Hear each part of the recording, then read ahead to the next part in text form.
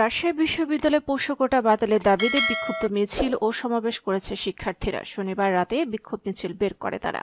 বিক্ষোভ মিছিল শেষে রাত 9:30টার দিকে ক্যাম্পাসে জোহা চত্বরে সমাবেশ করেন তারা। সমাবেশে বৈষম্য বিরোধী ছাত্র আন্দোলনের রাবি শাখার সদস্যরা বলেন, অনতিবিলম্বে রাজশাহী বিশ্ববিদ্যালয়ে পোষ্য কোটা বাতিল করা না হলে স্বৈরাচার সরকার পতনের ন্যায় বিশ্ববিদ্যালয় প্রশাসনকে নামিয়ে দিতে কার্পণ্য করবে না ছাত্র সমাজ।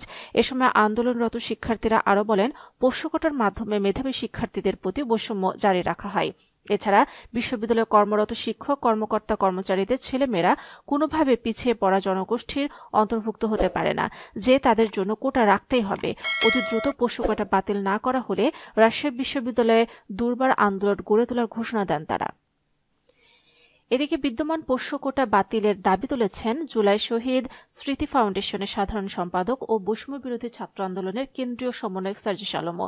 শনিবার নিজের ভেরিফাইড ফেসবুক অ্যাকাউন্ট থেকে দেওয়া এক পোস্টে তিনি লেখেন, পোষ্য কোটা নামক তেলা মাথায় তেল দেওয়া কালচার অবিলম্বে বাতিল করতে হবে।